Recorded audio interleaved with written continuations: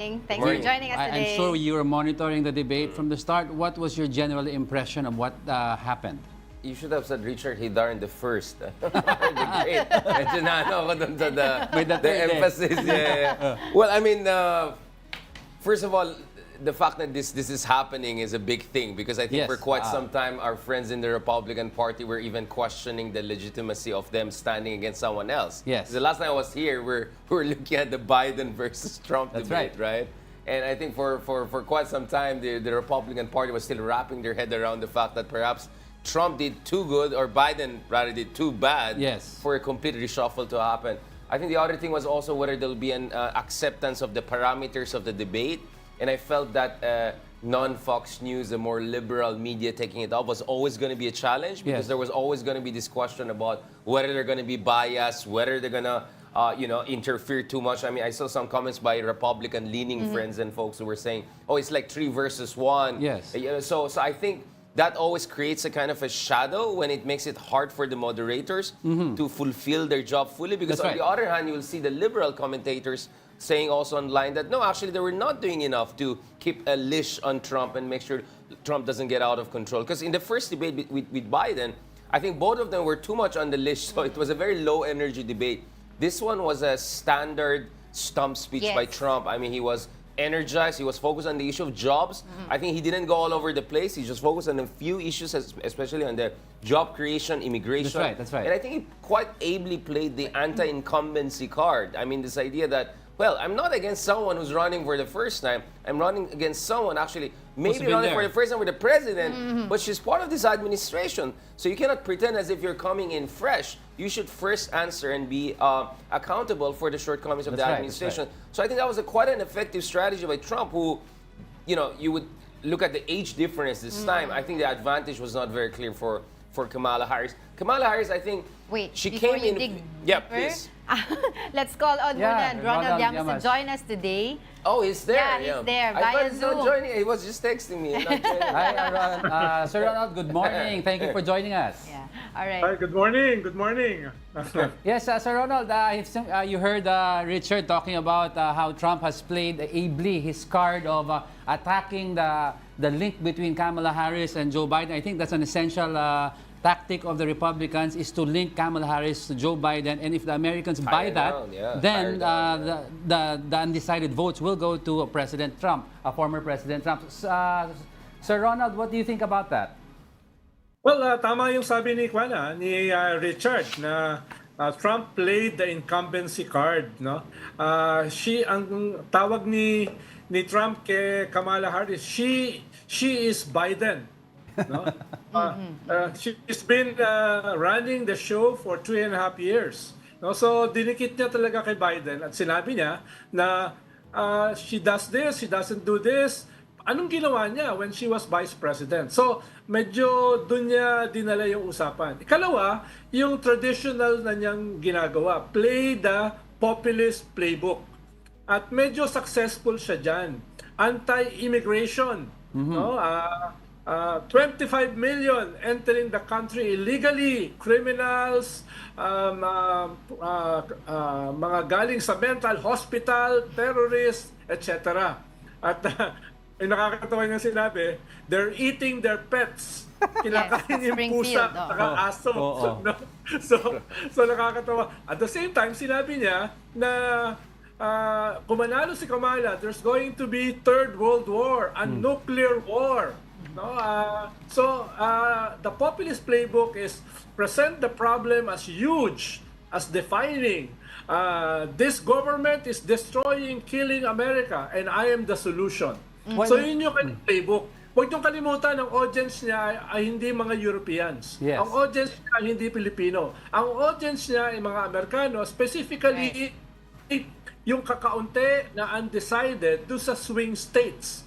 5 swing states will determine who will be the US president. So doon siya nag-focus. Ang weakness niya ay reproductive health bill. No? Kaya in-exaggerate na lang gusto. Even babies will be killed. 9-month-old babies will be killed. No? Dahil nga, yun yung kanyang weakness. At doon siya binanatan ni Kamala. Ang problema ni Kamala, medyo ang kanyang issues ay medyo mataas. Values, unity, No? Yes, Yun yung that's kanyang, what yun yung kanyang sinasabi. Ang mga botante kasi sa US mas emotional eh. Kaya baka mas lamang ng konti si Trump, no, kahit mas magaling si Kamala kaysa kay Biden, no? Kaya mahalagang sabihin 'yon, no? This was a different debate from the previous debate. Pero nagamit ni Trump yung emotional issues ng MAGA, Make America Great Again, Third World War, immigration, and inflation. Doon siya lamang. But what I'd At like- yun ay mga issues ng swing states. Yes, Sir Ronald, I'd like to talk more since this debate was held in Richard, in Philadelphia, and we all know that the key states, one of them is Pennsylvania, where they are 47.2% deadlocked. Now, one common issue sa Pennsylvania is fracking. It's a very important issue, contentious yan, and it's been talked about that whoever has the right solution to this problem sa fracking may get that Pennsylvania vote. Sir Ronald and Richard, what do you think? How did Donald Trump play his cards on regarding the fracking issue? I think the problem for Kamala was that because she, there was the post-Biden stepping aside bump, right? Yeah. A lot of stump speeches, and I'm sure when she gave her stump speeches, there was a lot of response from the audience and all. Here, wala kasing audience, eh. Yeah. And here, I think, again, you would have expected Kamala to anticipate that when you're in a room with no audience and all, you cannot rely on the energy of the crowd to give credence and strength to your. So you have to be very concrete. So tama si Ronald na it makes great sense in a big audience to talk about unity and women's rights. Those are important issues. But I think here, because you're targeting a few thousand counties, That's right. right? In a few, very few, less than half a dozen states, you have to be much more concrete. And I think the energy level, to be honest, I think was not there. I think because the audience was, but more importantly, the concreteness was not there. Jobs is very important in these Midwestern states, and also in some of the Sun Belt states where Kamala is very competitive right now. So I think many agree that her honeymoon is over. It was a short-lived 4-week honeymoon where she had this bump, but now she has to win over those few thousand counties in these key states, and that's where you have to be very concrete. You have to talk about jobs. You have to talk about the impact of some of the policies of the Biden administration. I think her challenge is like Mara was in 2016. How do you present yourself as fresh without bashing the guy you're trying to replace who happened to be, your former boss, right? And I think that's where Kamala Harris has not been strong enough. So I think Ronald can be more instructive on that point. Yeah. Yes, she had momentum, but she encountered a bump dahil nga yung kanyang flip-flopping on a lot of issues like fracking. Pro, against, about defrauding the police, pro, against, etc. So dun nag-focus si Trump. At sa Pennsylvania, sabi nyo nga, it's a swing state. Ang ina-address mo dyan is less than 3% of the swing voters, the undecided. At mahalaga yung pag-emphasize ni Kamala na siya ay pro-fracking. No? I'm not sure kung nakuha niya yung 3%. Paano ang pinuntirya ni Trump ay yung kanyang flip-flopping. Kaya inuulit ko, ang target nyo rito is just the 3% of the 5 swing states like Pennsylvania kung saan sila nagkaroon ng debate. At ang tingin ko, medyo lamang si Trump dun sa mga issues ng swing state, which is inflation and immigration. Lamang si Kamala dun sa usapin ng healthcare. Lamang si Kamala sa usapin ng housing. Lamang si Kamala sa usapin ng gun control. Pero mas dominant kasi sa swing states yung dalawang issue ng immigration at saka inflation. At dun yung pinunteriya ni Trump. Even to the extent of using na kinakain yung mga pets ng mga immigrants. Let's talk about Nakakatawa yun. let's talk about the demeanor of these two debaters. Okay, sabi nila nag-prepare si Harris talaga to present herself as a prosecutor, an agent of change, and sabi nila ang kanyang plano is to present Donald Trump as the felon. Was she successful on that case? Yeah, again, I think the expectation was set too high. I think the expectation was set too high because she's obviously younger than Biden. She's a former prosecutor. They build her up as the perfect candidate against Trump. A convicted criminal, someone who's facing a lot of charges and all of that. I just felt it was not there. I mean, obviously, if you watch it as a Democrat, you're yes to every point. But honestly, if you put yourself in the shoes of an undecided person perspective, or a non-partisan person or people like us who are not, Americans, I'm not sure it came off like the 10 out of 10 that people were expecting. Probably 7 or 8 out of 10. I think that's where it's going to tell you what's going to happen in November. It's going to be a tight race. Yes, it is. It's not clear. I think no one can come out of, for everything we said about Trump getting everything right, it's because also we had an expectation this could be much easier for Kamala Harris, right? And it didn't turn out that way. It looked more like a deadlock to me, honestly. And I don't think it's going to move the needle as significantly as any of the camp was hoping for, considering it's already a kind of a very, very narrow race as we speak in those swing states. Forget about the bigger race. Yeah, we talked about Pennsylvania, Sir Ronald. I'd like to ask another key state in contention is you have Arizona, which is a border state. So that is a very important issue for them. And Nevada, which is also part border and also an issue, gambling state. So they have issues of unemployment. Now, which candidate do you think would have moved the needle a little bit with regards to Arizona and Nevada? Again, yung issue ng immigration, si Trump ang lamang dyan. Sa unemployment, medyo lamang yung incumbent. No? Dahil kumpara dun sa gobyerno ni Trump, medyo nag-improve yung usapin ng employment. No? Pero most people, baka nakalimutan yun eh. Kaya binabalik ni Kamala. Ang strength, at the same time, the weakness of Kamala, ay yung issue niya is about values. Yung issue niya is about the future. Yung issue niya is about an opportunity economy. Ang issue ni Trump ay yung nakaraan ng 3.5 years ng Biden. Yun yung pinuntirya niya. No? At tingin ko yung needle ay mas nag-move ng kaunti papunta sa kanya. No? So, pero meron ka pang 2 months eh. Meron ka pang 2 months para yan ay punuan ng mga issues at saka, pero ang strength kasi ni Trump is emotions. Hates, fears, no? Doon siya nagfo-focus. At yun yung kanyang strength. Mas cognitive, mas intellect yung focus ni Kamala. At ito yung kanyang first and probably the last debate with Trump. Hindi na ito mauulit malamang. No? Kaya hindi na niya mababawi yung weaknesses niya sa debate na ito. At tingin ko, sa debate na ito ay medyo lamang si Trump. I think on the immigration issue, the card for Kamala was to say how it was Trump who struck down essentially the bipartisan deal that was being negotiated. That's right. Obviously, the Democrats should have get it cleared last December pa. Anyone would say in retrospect. But I think she should have said, we already had a deal. We were there. We're going to fix it. Your fellow Republicans were on this. But you, because of your toxic partisanship and for your own interest, try to block it. So you jeopardize the national interest. I just didn't feel she got it across that way. Because she could have easily said, we already had a deal, a bipartisan deal on this immigration issue. You chose your personal partisan interest over the national interest. And then she should also have come and said, I'll be more effective than Biden. Kind of throw the Biden under the bus and say, if I come in, I'm going to fix this right away and I'm going to do it even better than the bipartisan deal that we were not able to get through because of your sabotage. So she should have called Trump as a agent saboteur. You're the reason we don't have an immigration deal. I just really didn't come as strong as that.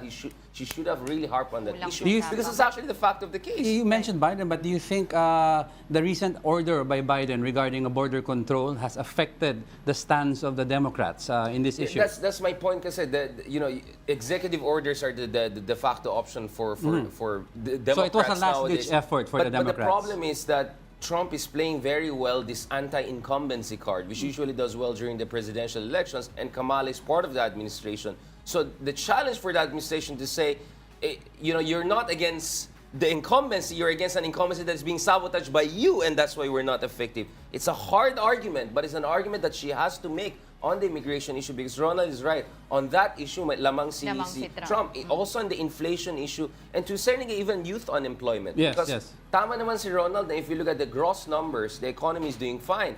But a lot of folks from African American, Latino, youth, male population, right, are actually swinging more towards Trump. How are you going to win over those people? How are you going to make sure that you're going to create them jobs? So it's not only fracking and those kind of traditional jobs in the Rust Belts, it's also winning over this younger Gen Z folks from minority groups who are not also completely sold on Kamala Harris and the Democratic approach on this. So it was very hard, and I felt she was not as dexterous and feisty and push it, essentially late on Trump in terms of her approach as she should have been. Yeah. All right, let's get more Meron siyang insight. magandang Yes. Meron siyang magandang opportunity para dun sa sinasabi sana ni Richard. Halimbawa, nung binanggit niya na 200 Republican leaders, kasama dyan mga former staff ni Trump, ay laban sa kanya. At ang tingin, Trump will be bad for the country. Trump will be bad for the world. Yun ay isang magandang offensive niya kay Trump, pero hindi na-sustain. Nahirapan si Trump sagutin yon. Ang sagot lang niya ay, I fired them because they're not doing a good job. Pero yun ay isang very defining moment para kay Kamala. Dapat na-sustain niya yun eh. Dahil para hindi siya nasa defensive, defending the incumbency. Ang problema kasi ni Kamala, yung dilemma niya, ay hindi niya pwedeng banatan yung kanyang boss. Hindi niya pwedeng banatan si Biden. At yung strategy ni Trump ay idikit siya kay Biden. No? Dahil nga siya ay incumbent, maraming nakikitang kahinaan. Dahil very fresh pa yung incumbency. At yun yung dilemma ni Kamala. She should have gone to the offensive. All right, so let's get more insights from some Filipino American voters. Diego. Joining us are 4 Philam voters in the U.S. First, we have Democrat voter Steven Raga. We also have Joshua De Leon. He is a Filipino American community organizer and environmental justice leader in Long Beach, California. He is a Democrat. Next, we have John Jose. He is the founder and CEO of the American Tomorrow Project. Jose previously worked with Republican officials like House Representative Brett Guthrie and Senate Republican leader Mitch McConnell. Last but not the least, we have Democrat voter Gabriel Young. He is the Secretary of the Filipino Youth Professionals DC. Good morning from here in the Philippines. Good morning from the Philippines. Thank you for joining us. Gandang umaga po sa inyong lahat.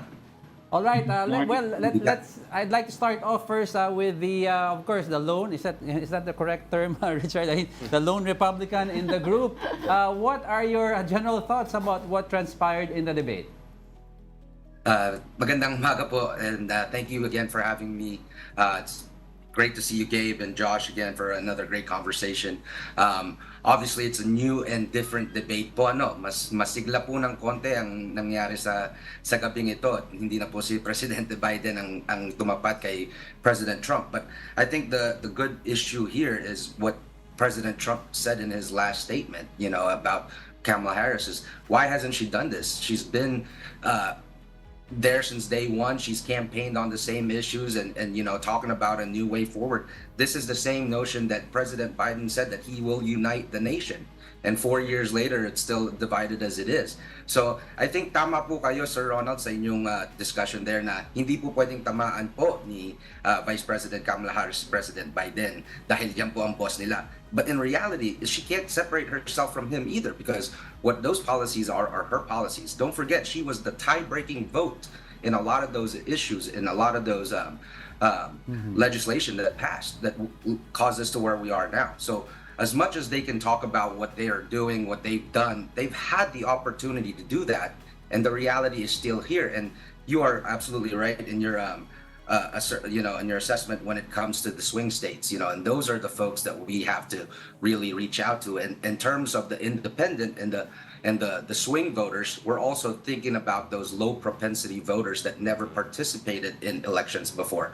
Na sana po ngayon ay it gets them an opportunity to come out and even vote, and to tie that in sa Filipino community natin, so those are the folks that we also want to reach out to, because in the swing states of like Nevada and Arizona, those are issues that are very, very prominent to their minds, the cost of the living and cost of the economy there now. And so I think that it's been a good debate now. It's a little, it's kind of funny to me that Vice President Kamala Harris has talked about multiple times how she's had a plan, but in reality, she released those plans last night, the day before the debate, when she's had 50 days of a honeymoon that is very scripted and not been able to really face the public and scrutinize what her positions are, except for tonight.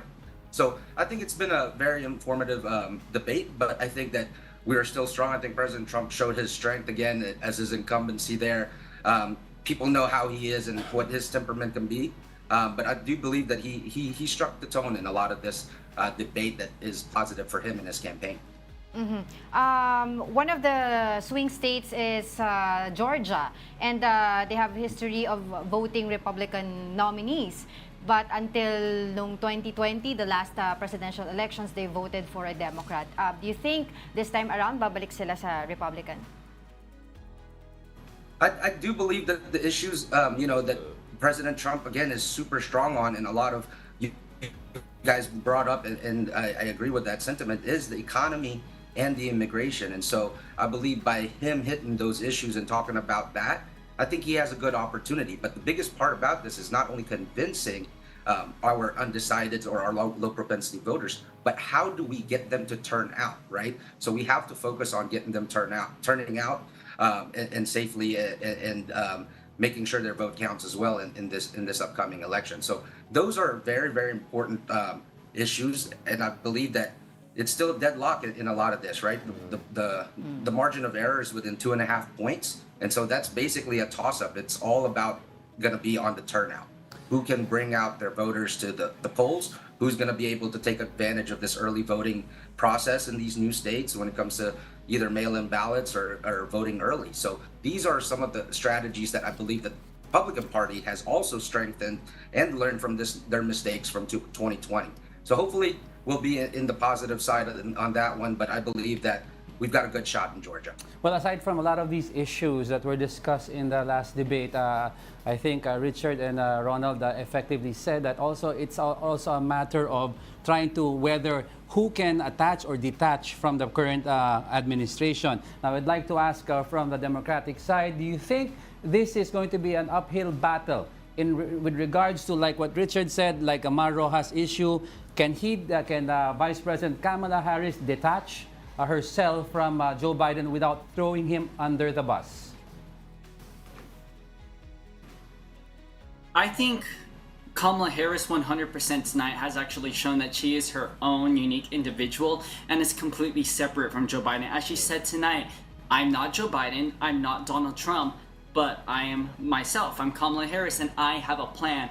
And one thing very interesting that she outlined in her plan, and I felt that similar to last debate with President Biden, is that she beat President Trump on the policy front, where she had concrete policies. She just released her plan, and even just today, the Harris-Walz campaign just released their Asian American, Native Hawaiian, and Pacific Islander fact sheet. Yet, President Trump's campaign has not. And so, Vice President Harris has outlined every single thing that's made her different, especially the policies that she differs from President Biden on. And with all the conversation of why didn't she do it when she was in office, it's the same reason why we as employees sometimes don't have our own individual freedoms when we are led by our own boss. And now she has the opportunity to inaugurate those changes. The same argument can even be made for Trump. Why didn't he do it when he was in office? Why is he doing it now? And so those arguments are really invalidated because we can always just go back to an incumbent and say, why didn't you do it? When in reality, as Vice President Harris said, we're not going back, but we have to turn a page forward.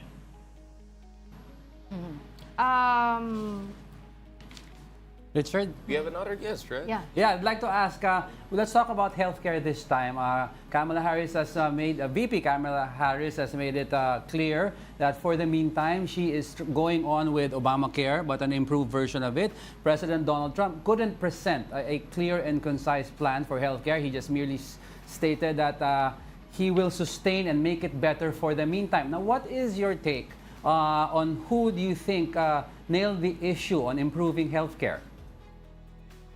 I think it's really important when we talk about healthcare to understand that when it comes to the United States, we spend the most amount of money per person on healthcare, despite having far worse standard and quality of care compared to most other developed countries. And so it is a reminder that while Obamacare was a really important step forward in terms of the healthcare outcomes for Americans, we're still very much underperforming. And so having a plan is better than no plan. And it is very clear that Donald Trump is completely ill-equipped to be able to actually move us towards a more sustainable healthcare future. But I also want to really make sure that we're pushing Democrats that we can't simply settle for being better than the Republican Party. We actually have to push for true universal health care that really makes sure that all Americans, regardless of their class status, their zip code, their geography, or their race, is able to have high quality health care, including dental, including vision, all sorts of high quality support that we need for our daily lives. And I think that's the trajectory we need to get Americans onto. It's something that we're still rather far away from. Richard, I'd like to another issue that was mentioned a lot was you have Ukraine, you have Israel, Yeah. you have Russia and China, but how about the Philippine interest in the West Philippine Sea?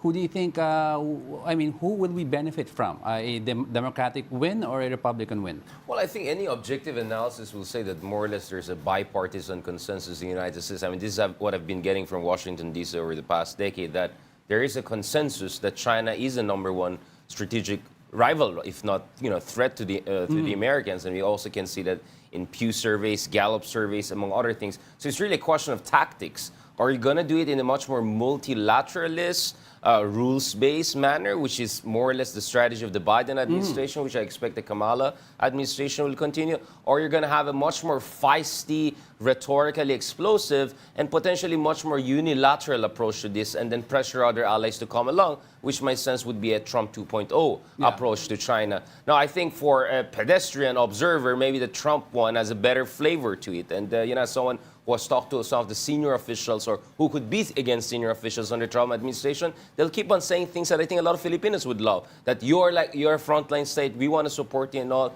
But I think a Kamala administration would more or less also be very supportive. Where things could get interesting is their approach to other conflicts. Because U.S. is a superpower, but it has limited resources and bandwidth. So if Trump's approach is, let's just end the Ukraine conflict and focus on Asia, I think as a Filipino, you would appreciate that because you're thinking that U.S. is getting spread. But the other side of the argument is that we also know with Donald Trump that he almost stumbled into war in the Middle East. Yes. Not in Europe. He may end the war in Ukraine, but he may start a new war in the Middle East, right? As he almost started in 2020, January. So I think it's really a toss-up and it's really a speculative argument. But what is reassuring to us as Filipinos is that there is already that bipartisan consensus. And whether you talk to senior officials in the Trump administration or senior officials in this administration, I've been talking to folks from Heritage Foundation, CSIS, Brookings, people. It looks like it's just a question about a little bit of tactics and rhetoric in terms of that kind of approach. So I think it's a toss-up for also Filipinos, whether it's going to be Kamala or Trump who's going to be better for us on matters concerning China in the South China Sea. Yeah, one matter, John, I'd like to ask John about this since Donald Trump mentioned about tariffs that he will impose on Chinese products, vehicles, and other stuff that will come into the U.S. Then do you see a pivot then for China sending these vehicles instead of the U.S., sending it to other countries in Asia? What are your thoughts on that, John? I can't speak for that. I would leave that to an economist, and I'm a lonely guy in a political world that focuses on talking to communities. But in terms of his point on tariffs, I think he just wants to make an argument that we have to find ways to counter what the Chinese are doing or what these other countries are taking advantage when it comes to our country and making sure that they pay their fair share when it comes to their protection as well. So I think President Trump is coming from a strongman perspective of we've got to protect our interests as well before we protect and care about their other interests. And I think that the good point that President Trump brought up in the debate to relate to your tariff question is if the tariffs are so bad and it's going to cost so much money, why didn't Kamala Harris and Joe Biden decided to go move away from that? But they decided to keep that and not necessarily take it off. So that was a very interesting perspective to me that I think that we caught her on, and that counters the conversation about tariffs. So I think it's a good perspective to have, but I'm not an economist to focus on that, but I'd like to point out that I thought that it was a good exchange when they talked about those tariffs. Yes, go ahead. I live to jump in on that. That's okay. Yeah, go ahead. Go ahead. Yeah, thank you. With tariffs, they only work if you develop the domestic industry that you're having a tariff against. So if you want to put a tariff on cars, you need to be developing the domestic industry for cars within the United States. And so I think that's one of the biggest issues that both progressive, moderate, centrist, and conservative economists have had about the Trump administration is that he focused heavily on the tariff side of international trade policy, but not enough on a genuine development and incentivization of domestic industry when it comes to actually tying those things together and synchronizing those plans. And so you'll see a lot of this, rhetoric of tariffs as a form of strength. Tariffs are not a form of strength if you're not making sure that domestically we're building up those industries to take advantage of that increased cost of those imported products. And so if we're not able to invest in our own communities, if we're not able to invest in our own manufacturing, if we're not able to do that effectively, it doesn't really matter how many tariffs you put on someone else. And so it's an ineffective economic policy that we saw was largely ineffective under his administration and was on its own, I think, is a way to show bluster and perform strength without actually demonstrating a major difference in the day-to-day policies that will affect working Americans. Right. What about you, Gabriel? Yeah. Oh, so sorry. I wanted to plus on also what Josh said, and particularly within the debate that Vice President Harris has stated that they have a track record, or even herself has a track record of investing in American businesses. And looking at the Biden-Harris administration, we've seen the Bipartisan Infrastructure Act and the Inflation Reduction Act put more American dollars back into the economy, whereas President Trump was talking a lot about offshoring, and whereas he was talking about companies are leaving the U.S., but we've seen with the clean energy economy and the climate change question that Vice President Harris has answered, that the U.S. is actually innovating and becoming a new leader within industry. And as Josh was saying, focusing on that domestic production is now leading a new wave of a clean energy economy and an opportunity economy that hasn't been seen before. But Gabriel, I'd like to also know, of course, a lot of Filipinos are asking back home, based on your observation, based on surveys, who are the Filipino communities in the U.S. more inclined to vote for? I'd say currently right now it is very split. But one thing I will know is I have started noticing that amongst the Harris-Walz campaign and their affinity groups for the ANHPI for Harris-Walz, there is a Filipino Americans for Harris-Walz, whereas on the Trump campaign side, we haven't seen Phil Ams for Trump Vance come up about yet. And so what we're starting to see is that Phil Ams are starting to organize towards Harris-Walz, and particularly even as we bring up the foreign policy issues, we're seeing that with the Philippine issues, we notice that the Democratic administrations are acknowledging a lot more with giving aid and doing more foreign investment, creating stronger bilateral partnerships with the Philippines, but also creating it as a multilateral partnership. We had the Trilateral Summit with Prime Minister Kishida of Japan and BBM when they visited the U.S. to make sure that they can create a stronger defense against China's encroachment on the West Philippine Sea and eventually the economy. And so therefore, in terms of who Phil Ams should vote for, what I'm starting to see in my own communities is a trend starting to go towards the Harris-Walz campaign. But I would also like my colleague Josh to also share, because I know while Josh and I do lie on the Democrat spectrum, we also know our community is very split, especially the youth. So Josh, what do you take out from the youth? Yes, Josh, before you go ahead, I'd like also you to answer an additional question. Is, of course, immigration is a very important issue here. What is the sentiment of Filipinos regarding illegal immigrants? I think it's also very split too. Oh, okay. Josh, go ahead. No problem. We're getting our synchronization better, so next time we'll have a better handoff. But also, Gabriel, don't give John any ideas about Filipinos for Trump Vance. Let's keep that out of his ears right now. Well, I appreciate these questions, and they are going in kind of. I think these come together in an interesting way, because I think when you look at what little polling exists, and as Filipino Americans, we should constantly be advocating for more disaggregated data that reflects our communities, because so often that does not exist. But for us, we do see to an extent a generational split, and we also often see a class split.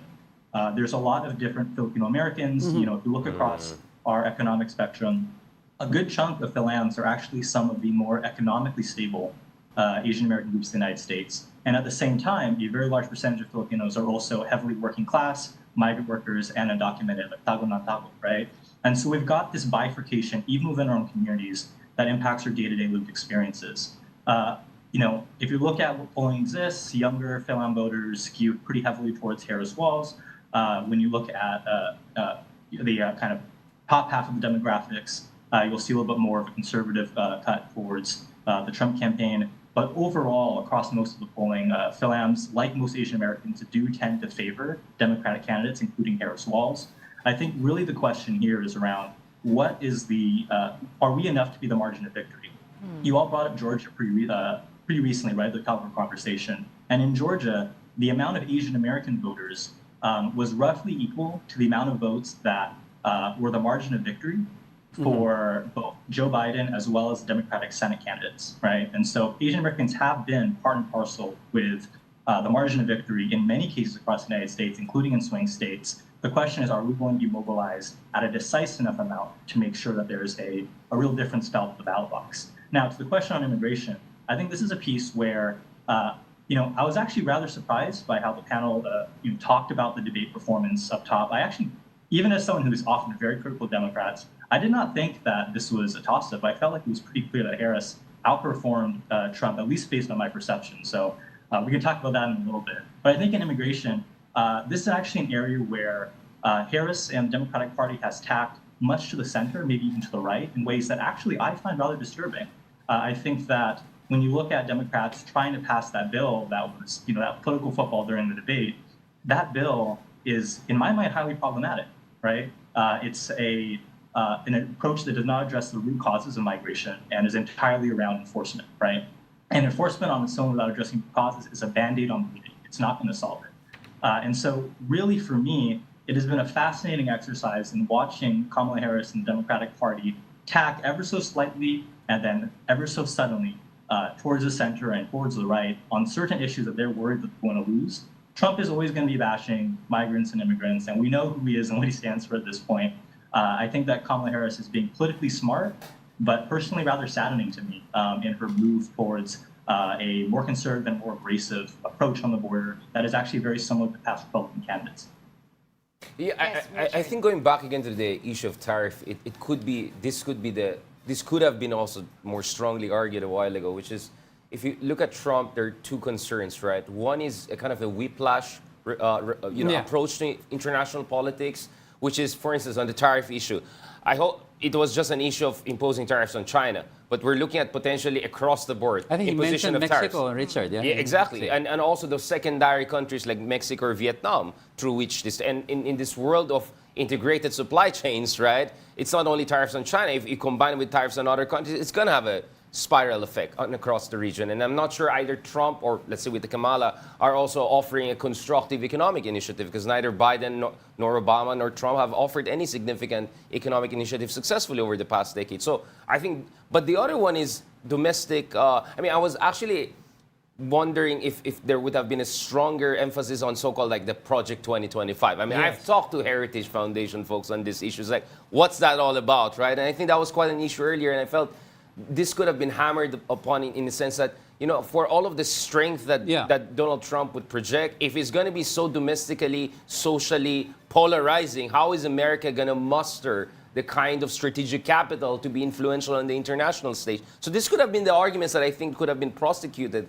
against Trump a while ago. So I understand if our Democratic friends are not happy with our analysis, but I felt if you're an independent or a non-American like us, you're looking at it from the outside. Probably non-Americans like us have a more, a swing voter view on this. I just felt those arguments were not as tightly argued and aggressively argued as they could have been, because honestly, we saw Trump as the underdog here. He was the one struggling to come to terms with a new candidate on the other side. The same way look at Biden as the underdog last time because he's the incumbent, and well, let's be honest, he was not at his sharpest. So I think from that expectation point, from that bar, we felt that this was more of a toss-up than we would have expected. So I think that just to defend where perhaps we were coming from as outsiders who I think are better proxies for swing outside voters. looking in. Yeah, probably we're more swing voters here. But Richard, I'd like to touch up also with John. If I may, though, if I could just just one respond short. to those. Go ahead. Go ahead.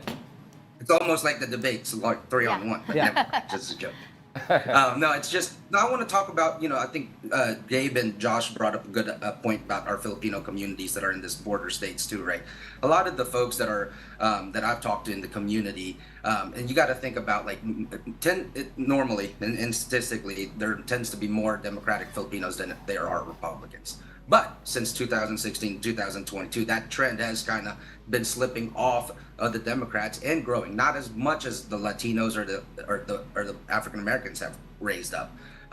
But my point is, a lot of the Filipinos tend to be in the cities, right? But there are tons and communities of Filipino Americans that are out in the rural communities in these flyover states, like just the place I came from in Kentucky, right? Where we have families that immigrated there as nurses and take over hospital systems and take over communities, right? So those are the perspectives that they have. They're working more, they're saving less. And the important thing about these Filipino communities, they're still sending money back home, right? And so they're sending less money, so they're feeling those in their pockets. So those are some of some of the things that not typical Filipino Americans might feel or younger ones might feel, but some of the folks that are in the top half of that demographic that Josh was talking about, right? There is that age divide and there is that new Phil Am and then are you an immigrant, right? And so there is big conversations within our communities that's interesting, and this is a great part because our candidates now, Republicans and Democrats, are courting Filipino communities more, which is a plus for our community. We should want that. We should want these officials to come into our communities and talk to us about what they want to do some more. I mean, we've got Filipino American candidates running for Congress in the middle of Cincinnati, Ohio, Yes. Orlando Sonza. Got a mayor of Ron Falcone in the middle of Ohio that are leading white communities, right? Majority communities, but because they tend to not focus on the identity side. These are times that I talk to these Filipino communities that they're Filipino Americans. They're Filipinos who immigrated to America and started living here now. So they're consider themselves as Americans as much with Filipino heritage, right? So a lot of those folks are talking about these issues that are important, like the immigration, and I'd like to talk about that too, right? With legal immigration that's happening in the southern border, I mean, it is a slap to the face of the folks that came to America legally. I just can't think about, I think about my mom all the time, when I lined up in that embassy to get that visa, right? Yeah, and I didn't John, realize how important John. that was until later. So, but that's just all I want to bring up. But Yeah, I'd those like are to- important topics of the Filipino community. I'd like to touch up on that, John. While I've seen the numbers, and I do concede that the older generation of Filipinos who went through the process of going to the embassy, lining up in the embassies and filing for Right. citizenship, are the ones most inclined to vote for Trump. I've seen also the numbers that the younger generations who were born, Filipino Americans who were born in the U.S., tend to vote on the Democratic side. Now, my question is this. How will you get these young Democratic Filipino voters to buy in to Donald Trump's Make America Great Again?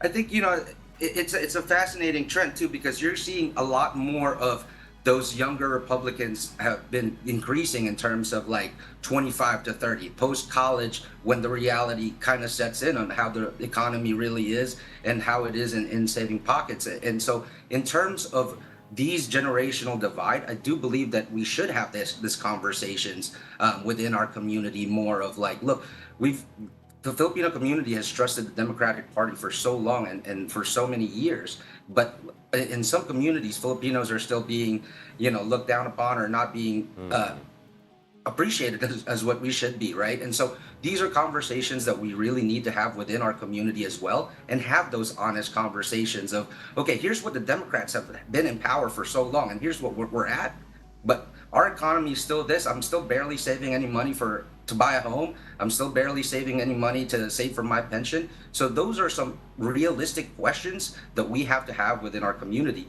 that also empathizes with their social causes that they are so important and dear to them, right? How do we find as a community to combine together and to work in this kind of discussion? But the bigger point to this is it's so important that these candidates are coming to our communities now, right? They're staying longer. They're courting more. They're bringing more Filipinos to the conversation.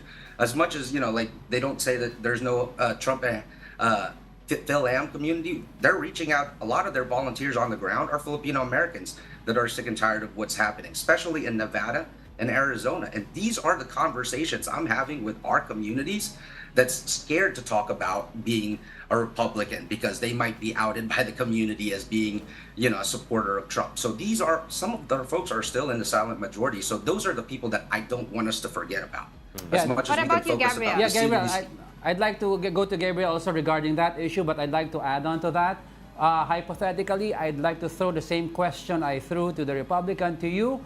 What would make you change your mind? What policies do you want to hear from Donald Trump that would possibly change your mind and shift to the Republican side? Well, good luck. I don't think I Hypothetical don't think question. people are going to Hypothetical change. question. What policy shift do you think is needed? there is no policy shift that Okay, can Yeah. that's clear. sway. Hypothetical. And- It's a hypothetical and- question. Yeah, no, even Nice try. hypothetically. And the reason I say that is because when we look at the Filipino American youth culture in the U.S., it is founded upon ethnic studies and the Third World Liberation Movement, which was a movement in the 70s that exposed that America was a country founded upon racism with the Three-Fifths Compromise and also with racist laws such as the 1882 Exclusion Act, or even disallowing Filipino nationals when we were still colonized under the U.S. to marry white women. And so because a lot of Filipino American youth are being educated in this route, especially from nonprofits, one nonprofit for me that stands out is one out in San Jose, California called Lead Filipino that educates this ethnic studies history and shows therefore that Filipino American issues tend to lean towards liberal issues per se, and that's the history that Filipino Americans have in the U.S. If we talk going back to immigration, Filipino Americans were technically the first illegal undocumented immigrants in the U.S. with the Louisiana settlement. Another thing with labor rights, with Manong Larry Leong and Philip Veracruz helping found the United Farm Workers Movement, we see that on labor, the Democratic Party tends to boost it more, and therefore Filipino Americans who are aligning their identity with their own policy and social issues will tend to then vote liberally or go that way. However, I think John does bring an interesting perspective to it about these flyover states as well over in the Midwest. And so when traveling across the country, one thing that I do notice is that as Filipino American youth, we're all searching for a sense of belonging.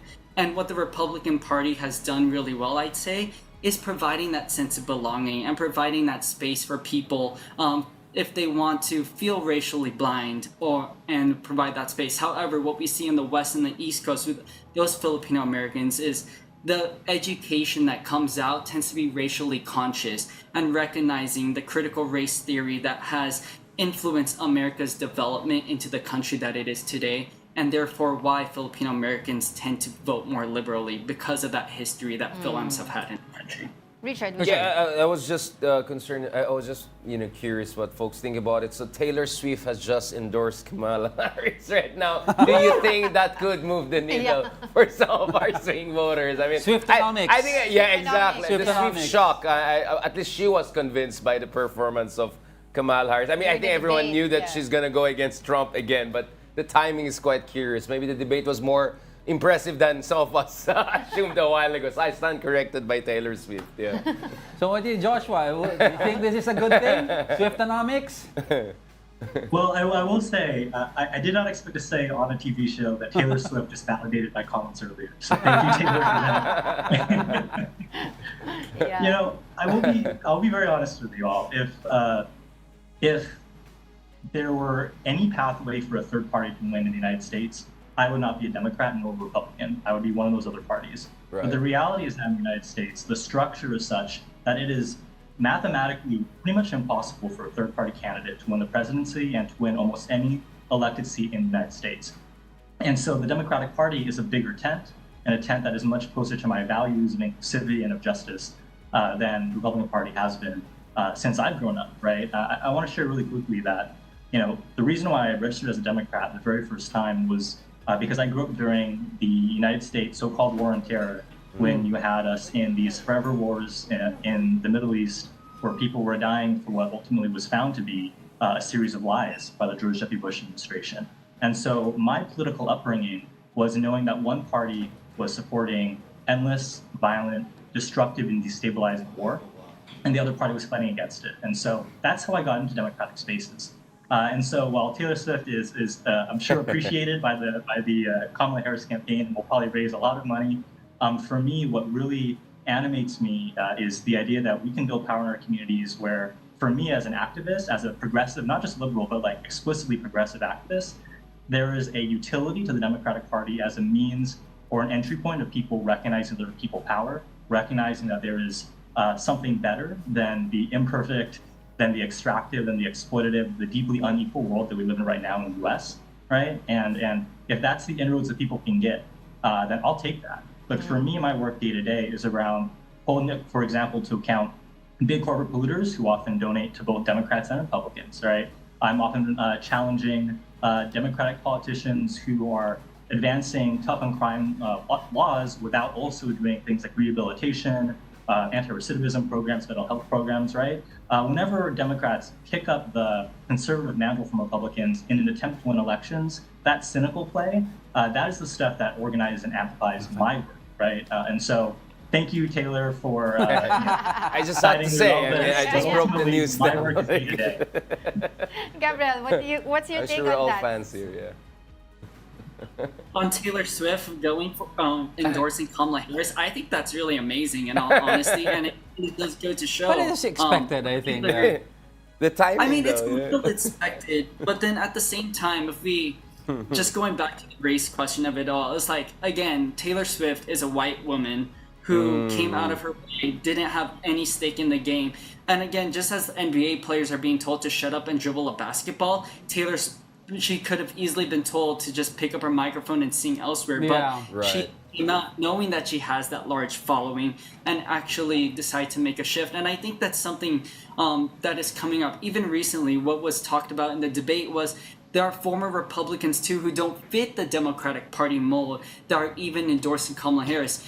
As Josh talked about the war on terror, we have the mastermind Dick Cheney endorsing Kamala Harris. And I don't think you can reach even further of evil towards there to even be surprised that someone as such as that is endorsing Kamala Harris. And so the fact that even Taylor Swift, someone who doesn't look as someone in the Democratic Party, is going for Kamala Harris, I think says a lot. I'd Yeah. like to I think pick. health goes over is what I'd like to happened. pick your brain, Richard, on that. You mentioned the war on terror. Right.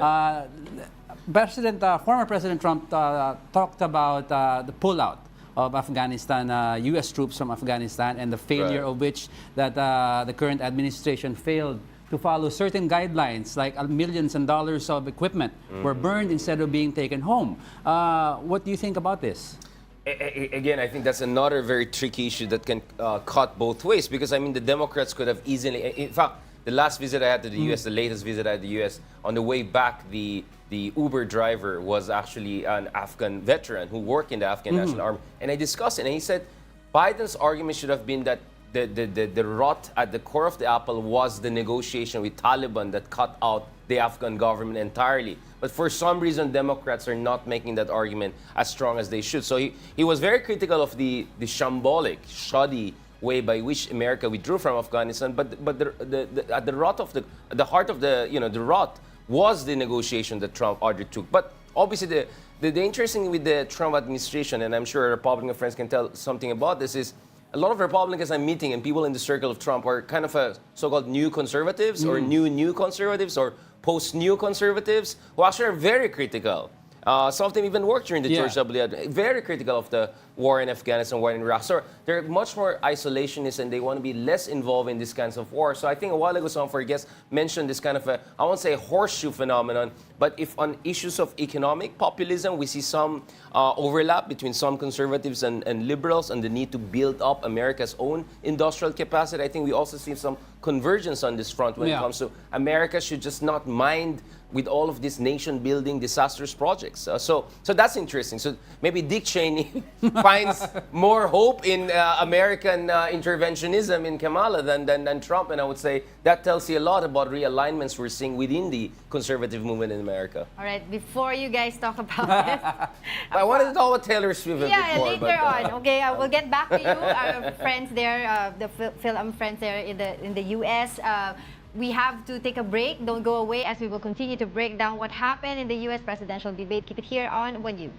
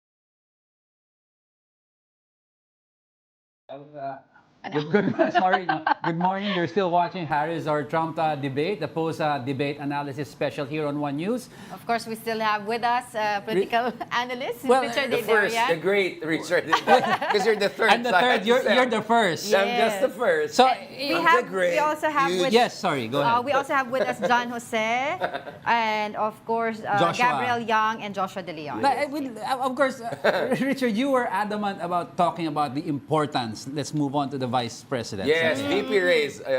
What's your take on that? Honestly, I think, like if you look at it, a lot of the, like the bombshells coming out from the Republican side are not as much from Trump, but actually from J.D. Vance. That's right. A lot of this culture war sounding stuff, that gets the Democrats riled up or even independents comes from the J.D. Vance kind of podcaster bros circles. Soundbite. Actually, sometimes you have Donald Trump coming in and saying, no, don't mind, he's a nice guy, Yeah. Like he's actually sounding, like the more tempered, which is completely different from the 2016 race when Yeah. Pence, Governor Pence back then was like the traditionalist conservative, at least on the surface. So, and then if you look at Tim Walz, Yeah. I think he could really go strong. I mean, Coach Walz style, talking about jobs in the Midwest, why the culture wars are not applicable here. This Yeah. is just about family values, decency, and respect for each other. So actually, for me, I find the VP actually, I mean, Yeah, but the question more I'd like to interesting. pose is Sarah Palin had a really negative effect on her running mate at that time in the election. If you remember that, pulled the Right. numbers down. Now, what do you think the effect of a vice president here will have on the presidential candidates? Well, I think generally the working consensus is that VPs don't win you the race, but they can probably cost you the race. Yes, that's right. So let's look at whether the J.D. Vance is. There were questions earlier whether he's the right candidate. Perhaps the ticket could have been balanced in the other way. So it's a fascinating dynamic, and I look forward to also the views of our Yeah. Yes, of American course. Filipino Let's folks on listen in. the VP race. Which Of is more course. What do you interesting, think about the VP race? Let's go first with John. I think that JD Vance is I think they picked him, the campaign picked him as a reflection of the folks that are in the Midwest that he's, approaching. And they're trying to mark him as somebody who is a neophyte. And that is true. I mean, this is a man who was in business, right? And he's not a traditional politician. So he might not sound right as a politician. He might not tug on the right strings, but he is blunt and he is, totally on point on what he's saying, what he feels within the community that he's at, right? And that's what's been reflected in the Midwest. So as much as those issues might be super crazy in the East Coast or in the West Coast, but these are some of the conversations that folks in those communities are talking about. So that is a very interesting topic, and I think that it's a good matchup with Governor Walz from Minnesota, right? And so I think that having a governor would be a strong point for Kamala to have as well. But in terms of that upcoming debate, I am going to look forward to it. And you're absolutely right. I think most of the culture wars part of this campaign is coming from the vice president's race rather than coming from up top, right? So I do think that J.D. Vance is going to bring out more new voters, those new young Republicans that are starting families, are starting businesses, right, that are in the Midwest or in those Sun Belt states that could relate to these issues. And I think based off their polling and based off their choices, that's the best candidate that can bring out the most people that can help their campaign win. What about you, Gabriel? So, I frame it this way. Governor Walz is a football coach who loves being around kids, who loves encouraging people to step up. Right. Whereas J.D. Vance on the other side tells this kid to shut up talking about Pikachu so he can take a call from Donald Trump. And so, on that bigger framing of it, that is sort of J.D. Vance's policy that we were attacking Vice President Harris for flip-flopping about her values. J.D. Vance is the best example of someone who's flip-flopped on his values as well. He outright attacked Donald Trump when he as a senator said that Trump was a threat to the MAGA part or the Conservative Party at the time, but he himself has now succumbed to it and has actually joined on in it. Additionally, J.D. Vance has little to no success rate in Congress. Although he's a senator, his entire background is built upon the venture capitalists of Silicon Valley, though he likes to proclaim that he's a hillbilly from the Midwest, which again portrays a false image as well, whereas Governor Walz is as true as authentic as he comes and has passed multiple legislation under his watch, whether that be free school lunches for kids K through 12 or even LGBTQ protections in schools. So Governor Walz has that heart for community and has a success rate. JD Vance, not so much. What about you, John? Sorry, Joshua. All good. John wants to talk again. No. I'll take it anyway. You I mean, I first. got to talk for 2 times. I'm going against 2 people here. You know? Hey, I'm balancing the ticket. I'm Yeah. consistent pro-Democrat, so sometimes I'm helping you. But That's you know, I think Governor Walz is a very smart pick when it comes to the politics and pageantry of elections, right? Because he blunts a lot of the critiques that people might have of Kamala Harris, that she is a coastal elite, that she is out of touch with the flyover states we've talked about a lot today, right? If you look at their net worth they filed, right? Governor Walz, I think, has an income of like $100-something thousand a year, whereas JD Vance is like a multimillionaire, right? And that class difference is pretty stark, right? I think that there is a reminder that the posturing in politics oftentimes falls apart when you look at people's bank accounts. And so I think it's really important to recognize that JD Vance and his policies have pretty consistently, since he's taken this heel turn towards MAGA conservatism, have been a way to further his political ambitions, right? He was actually seen as this sort of, whisperer for the so-called hillbilly elegy that he had written in his book, right? He was seen as someone who could be that vehicle between the disenfranchised white working class communities and with the high-paying coastal elite, right? And what he's done has really shifted from being that conduit, at least in his performance of politics, towards something that is much more dark, right? And so I think that cynicism is evident in his politics and that inauthenticity as well. And so he is definitely not a value add in the net when it comes to this election. And Governor Walz will bring much more voters, I would expect, from the party for the Democrats than JD Vance will for Republicans. I guess- Someone mentioned, go ahead. No, for the last time, I guess we would like to know their, view about the closing remarks of these two Yeah. presidentials. Yeah, Let me go with. I'll let them go ahead first. Yeah, Go ahead. John. I'll balance the ticket. No, so in terms of just to rebut real quick, I think that he brings up a good point. And if you think about the vice presidential pick, and you said it can win you or it can lose you, but if you think about the standpoint of why they picked JD Vance, and talking about hillbilly elegy and those stories and the reality of those situations, right? Those are what's happening in the Midwest. And so as much as we can kind of laugh at it and kind of poke at it and might not be real, I mean, JD Vance went to school at Ohio State on a GI Bill and then went to Yale because of his success in Ohio State. And so now we attack him for succeeding too much. And so if that's a problem in those communities, that's the same reason why those people feel disenfranchised within those flyover states, within the Rust Belt. And I do believe that story is going to carry a lot more in terms of communicating to the voters in Pennsylvania, prospectively. I think that, Kamala Harris would have, if she really focused on winning in terms of the Electoral College, I would pick Josh Shapiro and lock down Pennsylvania, it's all going to come down to Pennsylvania. So those are some electoral parts that we have to think about. And so, I do believe it all comes down to Pennsylvania as much as for a electoral path. In terms of the closing remarks, I do believe that President Trump said it the best, right?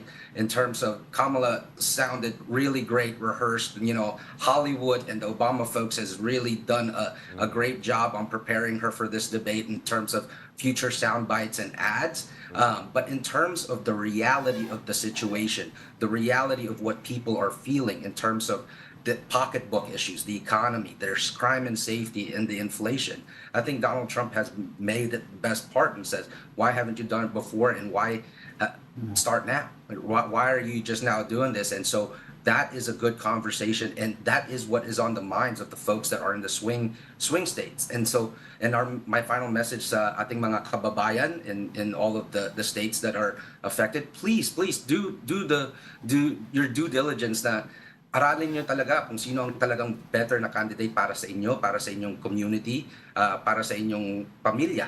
Yun ang pinaka-importante na message, I think, na kailangan natin ipaalam sa ating mga Filipino voters. Tends to be Filipino voters are not one of the best in the Asian community in terms of turning out. So I really challenge our community to turn out and really make your voice heard in this upcoming race. And I do believe in terms of economical issues, can't go wrong with the Republican Party. So why not give it a try? Let's get insights from the Democrat side. Let's get your insights first, Joshua, on the remarks of the candidates earlier. Yeah, I mean, I think can't go wrong with the Republican Party forgets a lot of the failed economic policies from Ronald Reagan onward that have led to a massive wealth transfusion to the richest 1% and away from working class communities.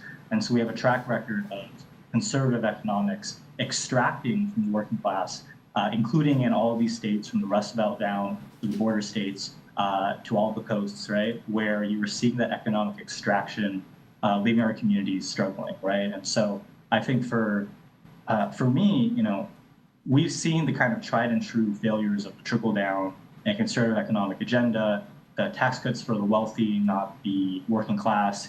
And whatever this debate as a form of style does for you, it doesn't really change the fact that the underlying economic theory behind both the kind of old Republican Party conservatives and the new MAGA conservative Republican Party, neither of those have ever been shown to sustainably uplift the working and middle class successfully, and instead have been one of the most powerful vehicles for wealth generation for the richest in human history, right? And so I don't think that a Kamala Harris administration would fundamentally change that system, right? But I do think that it would be far less harmful on a day-to-day basis for our paychecks, for our lived experiences, for our ability to sustain ourselves. And so that ultimately is the choice, right? It is a short-term choice, harm reduction, in my view, to select Kamala Harris now.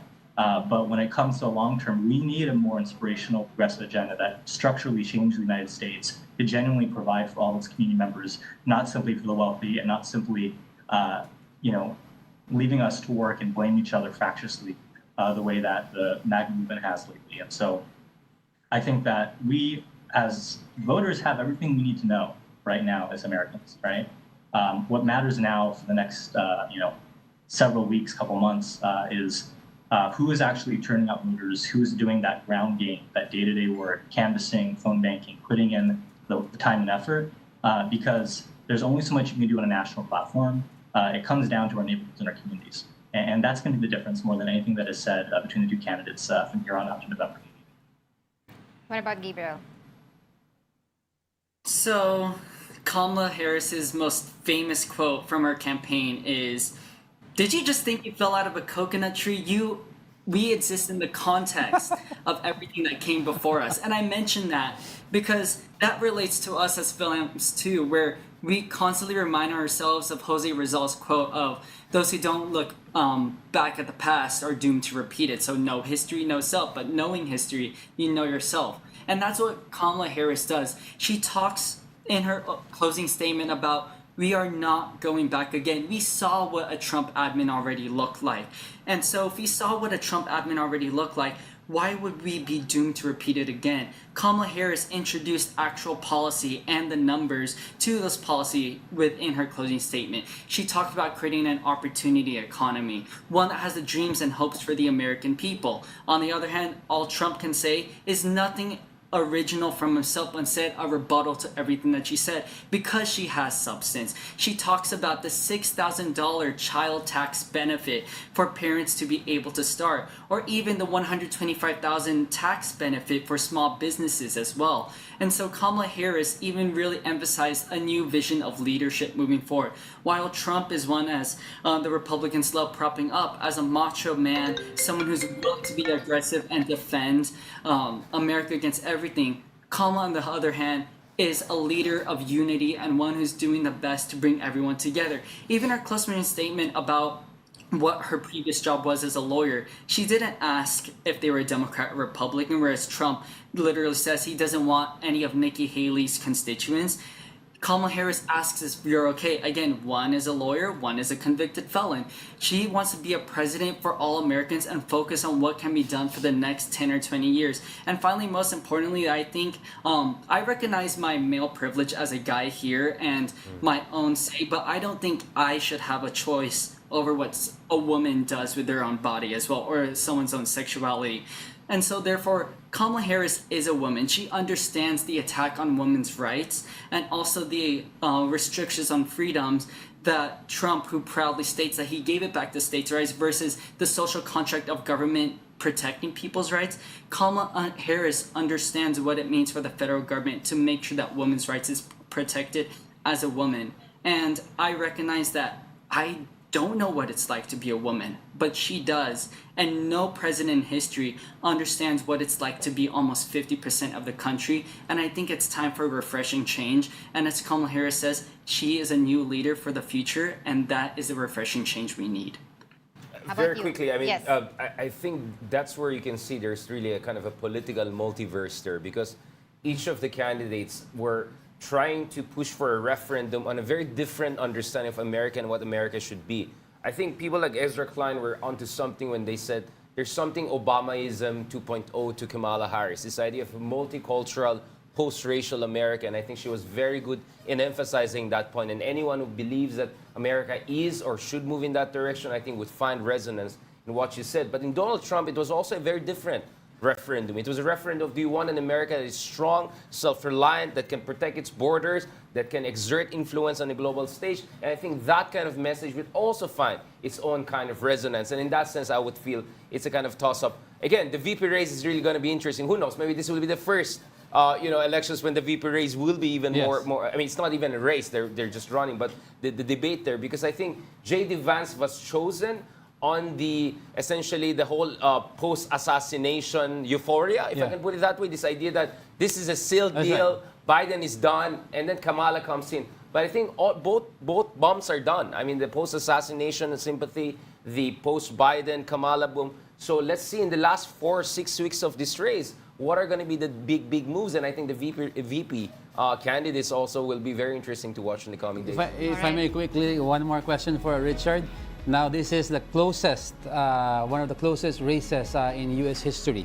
Too close to call, as they call it. Yeah. Now, what would be, you think, the road to the White House look like for both candidates? Honestly, For the purples to turn red or blue? Honestly, I mean, my point is the race has opened up in ways that I think many people didn't anticipate, including some of the Sun Belts are opening up. But my number one worry is that maybe the race will not be called for days, if not weeks. If you look at some of the warning reports about some of the potential mumbo-jumbos going on the election counting. So my sense is this could be as close as the 2020 race, but it could be even more contested.